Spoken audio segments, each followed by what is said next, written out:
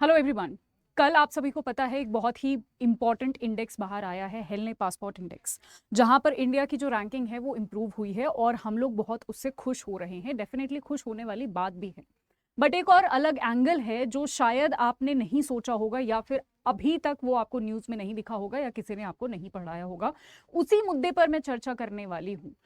आज का जो मुद्दा है वो ये है कि इंडिया की जो रैंक इंप्रूव हुई है, हम अभी 80th पोजीशन पे स्टैंड करते हैं, यानी 57 ऐसी कंट्रीज हैं जहां पर हम वीजा फ्री ट्रैवल कर सकते हैं। बट क्या ये 57 नंबर से ही हमें खुश हो जाना चाहिए, और क्या इंडिया सच में 57 कंट्रीज ही सिर्फ डिजर्व करता है? हम, आपको पता है हमारी इकोनॉमी, हमारी जीडीपी, हम 5th लार्जेस्ट हैं, हम आप सभी को पता है कि है ना, हम 2047 तक डेवलप्ड देश बनने का जो है वो प्लान कर रहे हैं, टारगेट कर रहे हैं, वगैरह वगैरह। पर फिर भी हमें ये इतना कम रैंकिंग जो है, हमें इतनी लो रैंकिंग क्यों मिली है? इसके पीछे वेस्ट की एक बहुत ही बड़ी पॉलिटिक्स इन्वॉल्व है। आज वही पॉलिटिक्स मैं आपके सामने लेकर आने वाली हूं, साथ ही साथ फैक्ट्स भी प्रेजेंट करूंगी ताकि आपके एग्जाम के लिए भी इंपॉर्टेंट रहे और ओवरऑल आपकी जानकारी के लिए, आपकी नॉलेज के लिए बहुत ही इंपॉर्टेंट आज का सेशन रहने वाला है। हेलो एवरीवन, मेरा नाम पिंकी है और मैं आप सभी का बहुत बहुत स्वागत करती हूँ अड्डा 24/7 पर। शुरू करते हैं बिना किसी देरी के।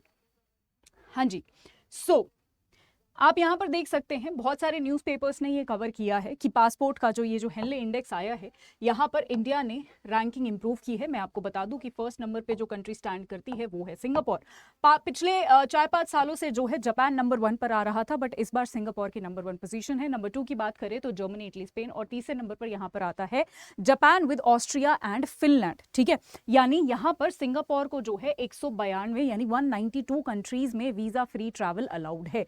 वहीं अगर मैं जापान की बात करूं तो 189 कंट्रीज में ही इसको अलाउड है, और अगर इंडिया की बात करते हैं तो ये नंबर जो है वो 57 है, यानी 57 देशों में हम जो है बिना वीजा के ट्रैवल कर सकते हैं। वीजा के लिए जो हमें पहले वीजा अप्लाई करना पड़ता है, फिर वेट करना पड़ता है, वो सारी चीजें हमें अब नहीं करने की जरूरत पड़ेगी। बट ये नंबर जो है वो थोड़ा सा ध्यान देने वाला है। अगर मैं बॉटम कंट्रीज की बात करूं तो यहाँ पर आपका देख सकते हैं अफगानिस्तान, इराक, सीरिया, पाकिस्तान, और सबसे जो नीचे वाली कंट्रीज हैं नॉर्थ कोरिया, बांग्लादेश, श्रीलंका और कोसोवो। ठीक है, चलिए अब आते हैं आज के मुद्दे पर कि यहाँ पर ये हम देख चुके हैं कि 80th पोजीशन हमारी आई है, 57 कंट्रीज में हम जो है ट्रैवल कर सकते हैं। बट यहाँ पर जो सबसे बड़ा रीजन है, सबसे बड़ा जो टू से मुद्दा है जिसके बारे में आज मैं चर्चा करने वाली हूँ कि क्या हमें इस नंबर से खुश हो जाना चाहिए? क्या इंडिया ये नंबर डिजर्व करता है और क्या यही हमें जो है एक्सेप्ट कर लेना चाहिए? मैं आपको बताती हूँ कि अक्सर जो है, सबसे पहले तो हेनले पासपोर्ट इंडेक्स निकालता कौन है? यूके की एक कंपनी आप मान सकते हो, यानी लंदन में ये एक सिचुएटेड है, ये ये आप कंपनी इसको बोल सकते हो जो ये रैंकिंग पूरा निकालती है। ठीक है, तो हम इस पे कितना विश्वास कर सकते हैं और ये कितना जो है हमारे लिए एकदम न्यूट्रल तरीके से इंडेक्स निकालता है। जब ये इंडेक्स कवर करते हैं, जब ये इंडेक्स निकालते हैं, तो आपको पता है कि ये इंडिया को कम रैंकिंग क्यों देते हैं?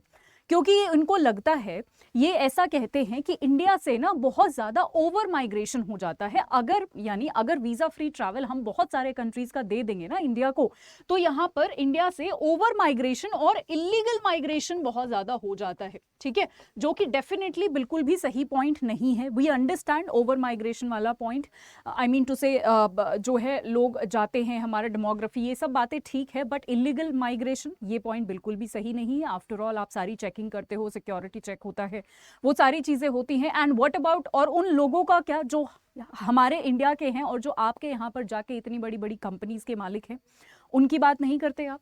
नेक्स्ट ये बोलते हैं कि टेररिज्म जो है इंडिया में बहुत ज़्यादा है, तो हो सकता है वहाँ के लोग, अगर यहाँ पर वीज़ा फ्री अगर हमने दे दिया तो ज़्यादा लोग आएंगे और टेररिज्म हमारे कंट्री में भी आ जाएगा। एकदम बेतुका पॉइंट है ये, जो ये इस रीज़न को देते हैं। ये अक्सर कहते हैं कि खालिस्तान का एक एग्जाम्पल देते हैं, खालिस्तान के इशूज़, और अक्सर ऐसे इशूज़ हमारे देश में होते रहते हैं, ये बोलते हैं कि इंडिया में होते रहते हैं, जिसकी वजह से हम नहीं वीज़ा फ्री ट्रैवल जो है इंडिया को अलाउ करते। अच्छा जी, आप हमारे टेररिज्म की बात कर रहे हो, आप अपनी हिस्ट्री देख लीजिए उठा के, क्या आपके देश में कोई टेररिज्म नहीं है? टेररिज्म छोड़िए, आपका सबसे बड़ा मुद्दा रेसिज्म। ठीक है, तो ये पॉइंट्स हैं, ये पॉइंट्स भी देखे जाने चाहिए, सारी ही चीज़ें देखी जानी चाहिए। अगर एक कंट्रीज के, अगर एक देश का आप सब कुछ देख रहे हो तो नेक्स्ट उनका मानना है कि जब इंडियंस आते हैं किसी देश में तो वो बीमारियां लेकर आते हैं। शायद वो ये भूल रहे हैं कि मैं आपको बता दूं कि हेनले जो है, ये जो हेनले पासपोर्ट इंडेक्स जो है ये निकालती है एक यूरोप की ही कंपनी, ठीक है, यूके जो है यहाँ पर यूरोप में है, ठीक है। और मैं आपको यहाँ पर एक बहुत ही इंटरेस्टिंग चीज़ दिखाना चाहती हूँ। यहाँ पर एक ये आपने देखा होगा स्टैटिस्टा करके एक ये ग्राफ निकालता है, ये कंपनी आप बोल सकते हैं जर्मनी की है, अगेन यूरोप की है, ठीक है।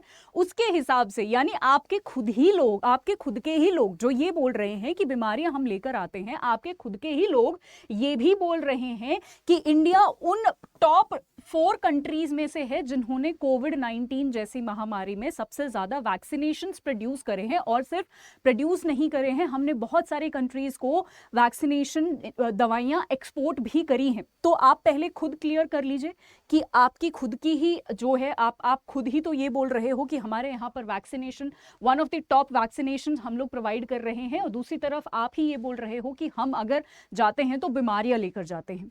एनीवेज अगेन ये यहाँ पर कुछ फैक्ट्स दिए हुए हैं जहाँ पर ये बोला गया है कि हमने जो है वैक्सीनेशन इतनी बड़ी क्वांटिटी में किया है कि ये जो छोटे छोटे देश है ये इमेजिन भी नहीं कर सकते हैं कितनी बड़ी क्वांटिटी में किया है। ऑल्सो हमने एक्सपोर्ट भी किया है वैक्सीनेशंस को, राइट। सो ये जितने भी यहाँ पर इनके तर्क वितर्क हैं काफ़ी ज़्यादा जो है बेतुके हैं, जिसके बेसिस पर ये पासपोर्ट इंडेक्स जो है निकाला जाता है, राइट। सो हेनले पासपोर्ट आप यहाँ पर देख सकते हैं, ये लंदन का है, इसका हेडक्वार्टर जो है ये लंदन में है। बट फिर भी अच्छी बात ये है कि हम कॉन्टिन्यूसली इंप्रूव कर रहे हैं, 80th रैंक पे आ गए हैं, हमने जो है काफ़ी स्पॉट जो है इंप्रूव किया है। तो इसका मतलब कहीं ना कहीं हमारा जो ग्लोबल प्रेजेंस है इन सब चीज़ों के बावजूद भी, ठीक है, वो कहीं ना कहीं वो जिस तरीके से हमें रिस्ट्रिक्ट कर रहे हैं, इन सब चीज़ों के बावजूद भी हम अपना ग्लोबल प्रेजेंस और हम अपना रिलेशन, बायलैटरल रिलेशंस बहुत सारी अलग अलग कंट्रीज के साथ इंप्रूव करते जा रहे हैं, बेहतर करते जा रहे हैं। डेफिनेटली जो हम डिजर्व करते हैं रैंक वो हम एक दिन जरूर हासिल करेंगे, ठीक है। एंड डेफिनेटली बाकी सारी कंट्रीज को भी सोचना चाहिए कि आज के टाइम में इस ग्लोबलाइज्ड वर्ल्ड में और स्पेशली इंडिया के साथ, अगर चाहे वो अमेरिकन हो, चाहे ब्रिटिशर्स हो, चाहे यूरोपियंस हो, कोई भी हो, ठीक है, उन सबको जो है इंडिया की जरूरत है आज के टाइम में किसी भी इकोनॉमी को रन करने के लिए, ट्रेड के लिए, बिजनेस के लिए और अलग अलग चीजों के लिए। सो बेसिकली यहाँ पर ये जो इंटरनेशनल ब्यूरोक्रेसी और ये जो बायस्ड नोशंस हैं, जो एक तरफा जो यहाँ पर रिजल्ट्स निकाले जाते हैं, इन सब की कोई भी करने की जरूरत नहीं है, यही आखिरी में कहना है। और डेफिनेटली हमारा जो रैंक इंप्रूव हुआ है ये अच्छी बात भी है, ये दर्शाता है कि हमारे जो संबंध है, बायलैटरल रिलेशंस हैं, वो बहुत सारी कंट्रीज के साथ इंप्रूव हो रहे हैं। और कहीं ना कहीं बहुत सारी कंट्रीज, चाहे वो नेटो हुआ, बीच में ये भी न्यूज़ आई थी कि नेटो चाहता है कि कहीं ना कहीं इंडिया उसको ज्वाइन करे, ठीक है। उसके साथ साथ बहुत सारी ऐसी बहुत सारे ऐसे ग्रुप्स हैं जहाँ पर इंडिया को जो है इनविटेशन भेजा गया है, इनविटेशन या आप बोल सकते हो कि इंटरनेशनल बहुत सारे ऐसे कोलिशंस है, बहुत सारे ऐसे ग्रुप्स है जहाँ पर इंडिया का जो है वेलकम किया जाने की बहुत सारी बातें हो रही हैं। तो आई होप ये मुद्दा आपको पूरा इंटरेस्टिंग लगा होगा। यहाँ पर आपको फैक्ट्स के साथ साथ पीछे की जो पॉलिटिक्स है वो भी समझ आई होगी। अगर ऐसे ही आप मुझसे मुद्दे और पढ़ना चाहते हैं तो मुझे कमेंट सेक्शन में ज़रूर बताइएगा। अगर आपका कोई डाउट रह गया हो गया डाउट है तो ये मेरा टेलीग्राम चैनल है पिंकी करंट अफेयर्स @24/7, आप मुझसे यहाँ पर भी जुड़ सकते हैं। और अगर आपको 2023 में ही सिलेक्शन चाहिए तो आपके पास बेहतरीन मौके हैं बैंक महापैक प्लस के फॉर्म में, जहाँ पर आप IBPS, SBI, SEBI, SIDBI, NABARD, SO के सारे एग्जाम्स दे सकते हैं। सारे ही फेजेस की तैयारी यहाँ पर करवाई जाती है, या फिर रेगुलेटरी महापैक में जितने भी रेगुलेटरी बॉडीज के एग्जाम है वो सारे आते हैं।